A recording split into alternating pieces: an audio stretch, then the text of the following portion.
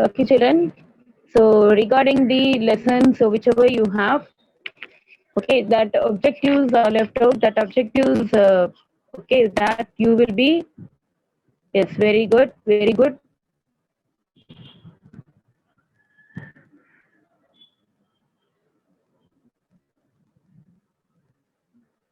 Okay, objectives will be sent to you today. What you have to prepare for your exam. So you can prepare according to that.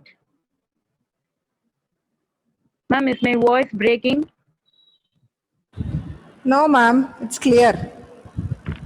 Okay, ma'am. Thank you, ma'am. Yes, ma'am. Thank you, ma'am. Now, portions are given to you all. No, check it in the classroom. All these are posted to you. Okay, all these are posted. So check it out in your classroom.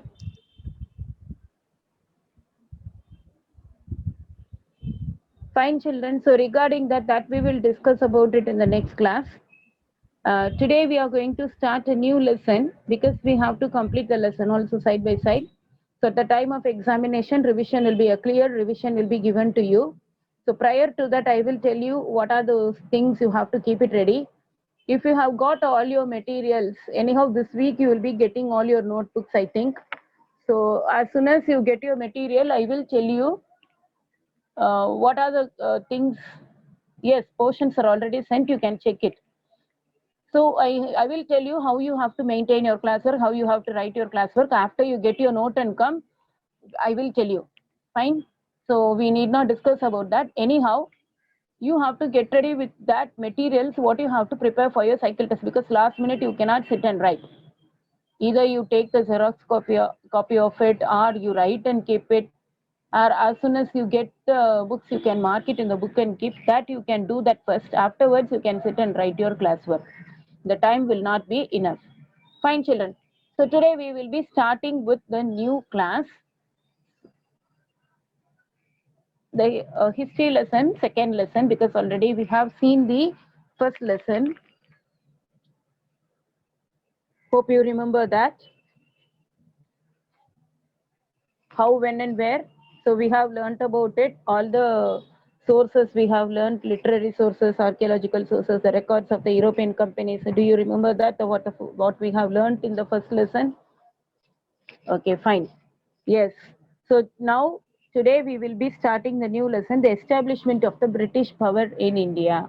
How the Britishers entered into India, for what purpose they entered into India, and how they got the whole India under their control.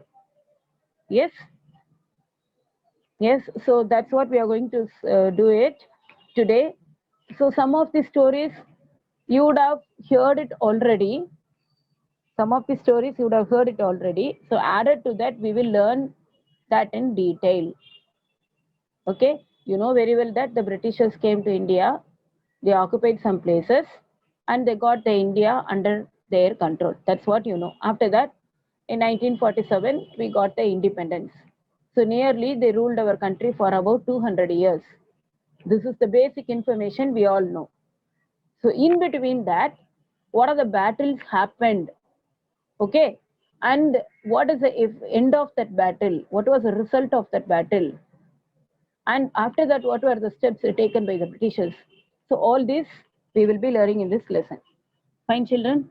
So let's start now.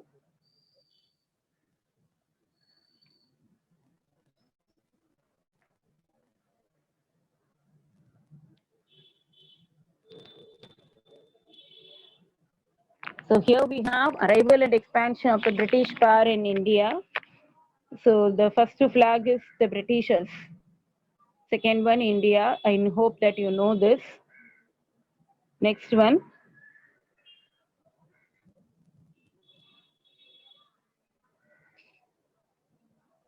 So the years after 1500. Now we are in 2021. That is 2021. So imagine now how many years before we are talking about what happened in 1500. Okay, witnessed a scramble for power among the different West European nations for the capture of various territories throughout the world, established colonies and turned them into markets with huge prospects of revenue generation. It was for this purpose that the Portuguese, British, Dutch, and the French came to India. So, what is given here? West European nations. They were having a competition among them to expand their territories and to capture many of the countries in the world. Okay, and not only that, they wanted to expand their trade also, to extend their trade also to the other countries. First of all, they wanted to show their power to the whole world. They started occupying the different places. Okay, that is called what? Colonies. To establish colonies. And not only that, after they settle in that, after they capture the place, they settle there, they make it as a colony of them, and they turn that place into markets. You know very well what happened in India. Yes, not only India was under the control of the Britishers, Portuguese, Dutch, or French, many countries in the world were under the colonial control. So, Western European countries. Okay, so they turned that places into markets. They used that places to produce the good and export it to the other countries, and they earned a lot of money out of that. So, this is our place, our India.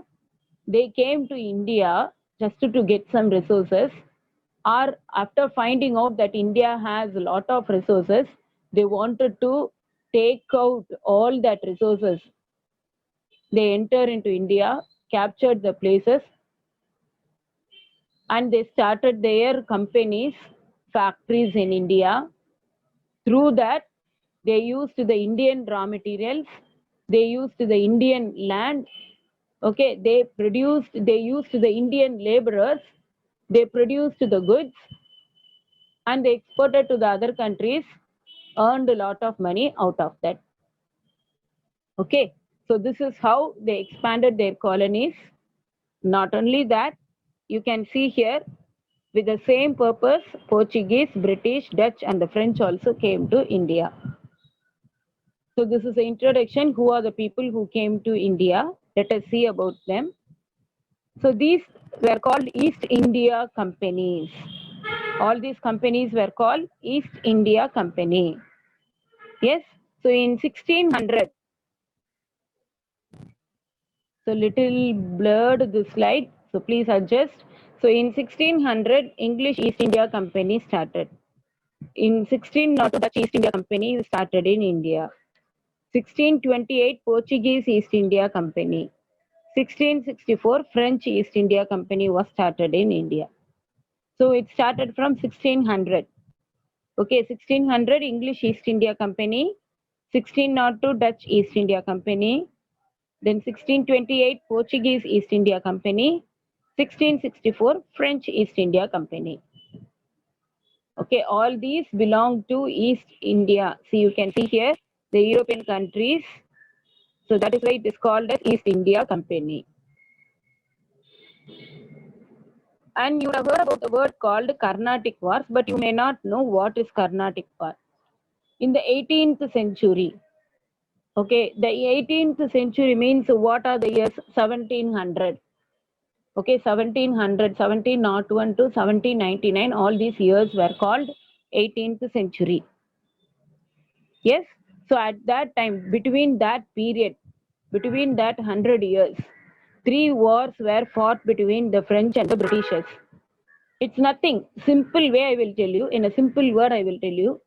These wars happened to show their power, and they wanted to occupy different places. So to occupy that particular place, they had their war between them. This is the main idea. So let us see now. So in the 18th century, three wars were fought between the French and the British for control over the coastal strip of the present day Tamil Nadu, which place coastal, to take the control of the coastal area of the present day Tamil Nadu. That is especially Madras and Visakhapatnam, all that places, Kanyakumari, all the coastal areas they wanted to capture. So between the French and the Britishers, they had a fight. British wanted to capture the place, and the French also wanted to capture the place. That is why these were called as Carnatic Wars. because the name given for Tamil Nadu was, that place was, South India was called as Carnatic. That is why these were called as Carnatic Wars. Okay, South India, especially around parts of Kerala, Tamil Nadu, Andhra Pradesh, these regions were called as Carnatic region. The war happened in that place were called as Carnatic Wars. Okay, Carnatic region was under the possession of Nizam of Hyderabad. Who were the controller at the time?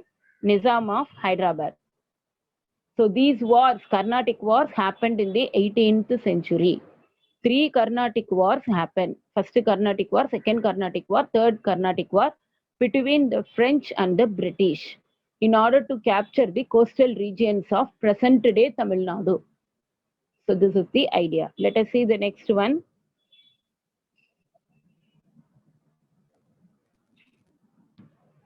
So some of the pictures are given here. Okay, next one. Let us see the first Carnatic war. It was the war which was fought when the French led by Governor Dupleix. Okay, at that time, who was the governor? We will not say the chief minister, prime minister, like that. Okay, at that time, governor only. So, who was the governor? Dupleix. Who was the governor? Dupleix. So, in the first Carnatic war, the war was led by Governor Dupleix and they captured Madras. Okay, which was a British possession. British were staying in that place. However, Madras was restored to the British. So the Britishers were staying there, but it was captured by the French when Governor Dupleix were there. He led the war. Madras was captured, but anyhow, after that, it was given to them back. Okay, given to the Britishers back. Next one, if you see Second Carnatic War, it was fought over the issue of the successors to the throne of Hyderabad. Who will be the next king or who is going to take over the position? Okay, Hyderabad and Carnatic region.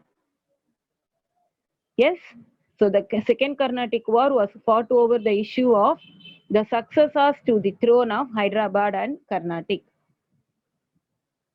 Okay, so at that time, the British and the French were supporting the different people, different candidates. That is, the different people wanted to be the king of that place or wanted to be the controller of the place. Okay, so British were supporting different person, French were supporting different person. So war happened between them. French was defeated at that time. Okay, French was defeated at that time. Next one, Third Carnatic War. It was fought in the year 1773. Third Carnatic War was fought in the year 1773. The 7-year war, it happened for 7 years. The war continued for 7 years in Europe. Where it is? In Europe. Okay. So at that time, what happened? The French were defeated at the Battle of Vandivash. Vandivash was a place. There battle happened. French was defeated in the year 1760. Okay. After the end of the war in Europe, the British returned Pondicherry and Chandranagur to the French. So end of the war, what happened? So after the end of the war in Europe, the British returned Pondicherry and Chandranagur to the French. Even now, if when you go to Pondicherry now, you can see the some of the buildings or some of the buildings have the structure of that French government. Okay, when you visit there, you can see the places which is nearby seashore. A lot of interesting places are there to visit. That is why these are all called union territories. These are all called what? Union territories. So see here, the Third Carnatic War was fought in 1773, but it was a 7-year war before that itself. Okay, so 7-year war happened in Europe in order to show their power and wanted to capture many places in India. But at that time, what happened? French was defeated by the Britishers in the place called Vandivash in 1760 itself. Okay, so after the war, which happened in Europe, the British returned Pondicherry and Chandranagur to the French itself. Yes, So they had an agreement between them. If they return these places to the French agreed to give the places, or they will not, they would have agreed, okay, they would have agreed that they will not capture these places in India. So this is how they made agreement between them. That is why some places were given back to French and French gave back some places to the Britishers. So totally 3 wars happened. First Carnatic War, second Carnatic War, third Carnatic War.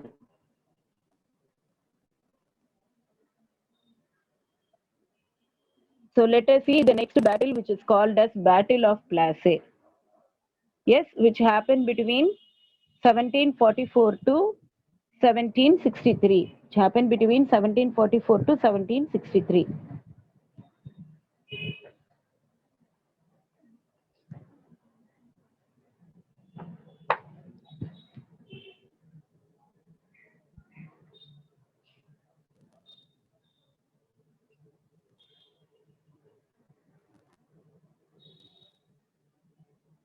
So here you can see the third line here.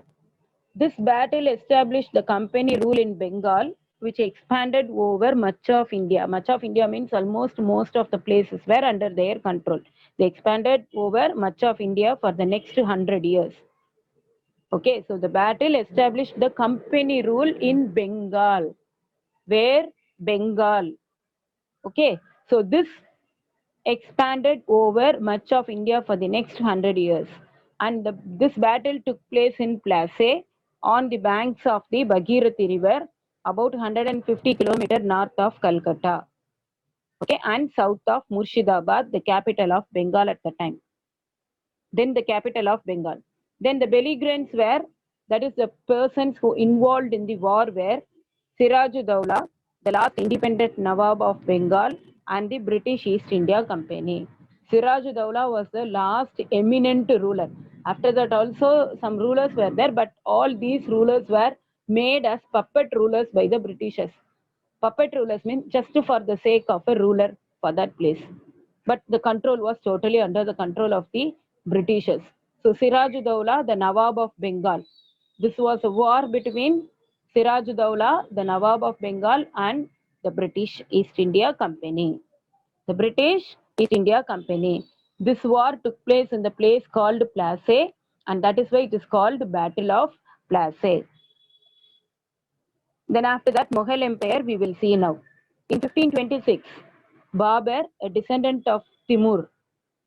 Okay, after Timur, Babur, that is a descendant means after we know that what was the order or hierarchy, Timur was an important person. Okay, after that, Babur, all the other Mughal emperors took place. They started ruling over that places. So here you can see Chengiz Khan from Fergana Veller, that is present day Uzbekistan. Present day we call that place as Uzbekistan, but at that time it was Fergana Veller. Okay. So they came across, like they crossed the place called Khyber Pass. They came through the place called Khyber Pass and established the Mughal Empire. Established a Mughal Empire in Afghanistan, Pakistan, India, and Bangladesh. So these Mughal emperors came from the different region. They came through the Khyber Pass and they established their Mughal Empire in Afghanistan, Pakistan, India, Bangladesh. So they slowly entered into all these places.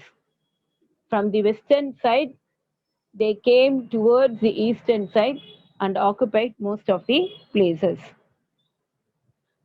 So not only that, this Mughal dynasty ruled most of the Indian subcontinent till 1600. All the Indian subcontinents were ruled by the Mughal dynasty till 1600. Okay, after that only it got declined because the other East India Company started taking their power or started taking their control over different parts of the world. Okay.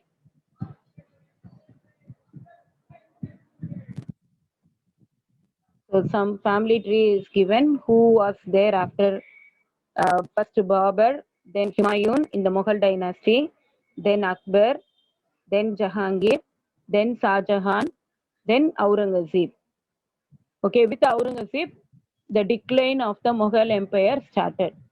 First Babur, Humayun, Akbar, Jahangir, Shah Jahan, Aurangzeb.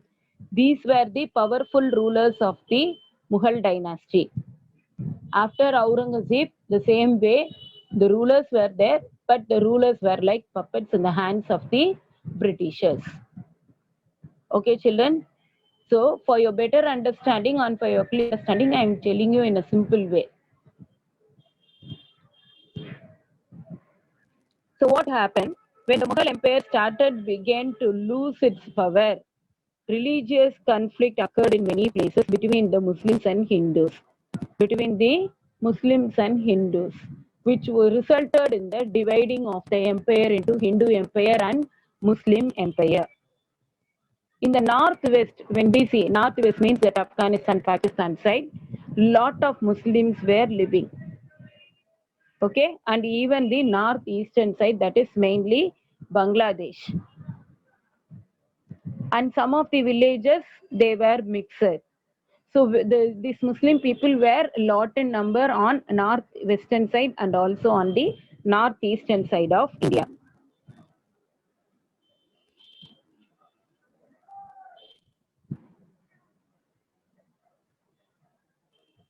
Okay, fine, children. So here, when we see that how the Mughal Empire came to an end in 1600s, the British East India Company established a trading post. That is what they started entering into India after 1600. When they started entering into India and capturing places from 1600. At that time, what happened? They established their trading companies in the place called Bombay. Now it is Mumbai, Madras, Chennai, and Kolkata. Now Kolkata. Okay, at first, this India ruling Mughal Empire kept European traders under control because these Mughal empires only indirectly invited them to come to India and to have the trade relationship. But using that situation, they totally occupied. Okay, all these powers and some relaxations given to them were misused by them. That is why the Mughal Empire lost its control. Okay, so what happens? By 1707, however, the Mughal Empire was collapsing when 1707. Dozens of small states, each headed by a ruler or Maharaja, broke away from Mughal control. They started dividing their empires in a bigger empire into smaller kingdoms. So each one wanted to have a ruling power. So it was divided into smaller parts. Okay, it was divided into smaller parts. Because of this division, okay, they started become weak. They started become weak. So using the situation, Britishers were able to capture those places very easily. Earlier it was under the control of one person. After that it got divided into different different regions, and it was even divided into smaller kingdoms. So it was very easy for the Britishers to take away the control of each and every region. So slowly the Mughal Empire came to an end after the rule of Aurangzeb.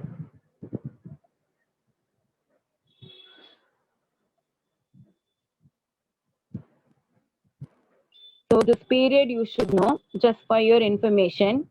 There were four important periods. Golden period of Indian history. Spelling is wrong. Please leave it.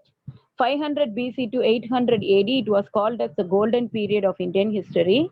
Then after that, 1000 AD to 1700 AD, it was called as a Muslim influence in India. That means a Muslim rule in India. Then 1700 AD to 1947, till we got independence, it was called as the British period.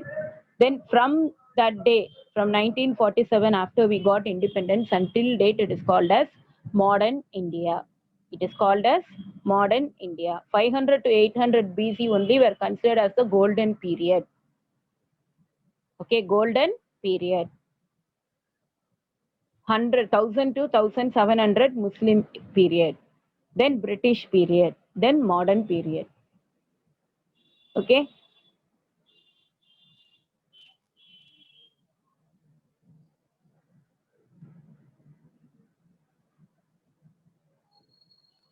So have you seen this person, Vasco da Gama? We can say that one side, because of him only, we got all the kind of international transport. We were able to get the international routes. And other side, we can say negative side, because of him only, the other people, the Britishers, French, Portuguese, entered into India by using the route which was discovered by Vasco da Gama, because he discovered the sea route. Through the sea route only, these Portuguese entered into India. Following that, the other people also entered into India and captured the places. This is how the defeat was going on. Here you can see Vasco da Gama. He was a Portuguese explorer. He was the first European to reach India by sea. So he belonged to Europe. Okay. He was the first European to reach India by sea, linking Europe and Asia for the first time by ocean route, as well as linking the Atlantic Ocean and the Indian Ocean. Okay. So not only that, this was his first voyage, which happened between 1497 to 1499. Okay, 1497 to 1499. And not only that, he discovered the new sea route to India, which paved the way for the Portuguese to establish the colonies in India by using that route. Not only that, on 8th July 1947, Vasco da Gama led a fleet of 4 ships with a crew of 170 men from Lisbon. See, first time he found the route, he discovered the route, he came to India. So he had a full analysis of the place, what are the resources are available and everything. Second time also he came to India with a lot of people, okay, in order to take out the resources. Not only that, whatever he got from, okay, India during his second trip, he sold it for more than 3 times and he earned more than 3 times. Whatever he spent for his voyage, more than that he earned. Okay, so slowly this habit developed. They wanted to take lot of revenue and they started coming to India continuously. Okay, here from India they got all the materials at a cheaper rate and they sold it at a higher price in various countries and they earned a lot of revenue, which is more than 4 times. Suppose if the cost is 10 rupees, they earned around 40 to 50 rupees. This is how they earned. Fine, children. Hope that till this you have understood. The remaining part of the lesson we will see to it. So far, whatever we have seen, Carnatic War and all that you would have understood, I think. Battle of Plassey also you would have understood. Yes.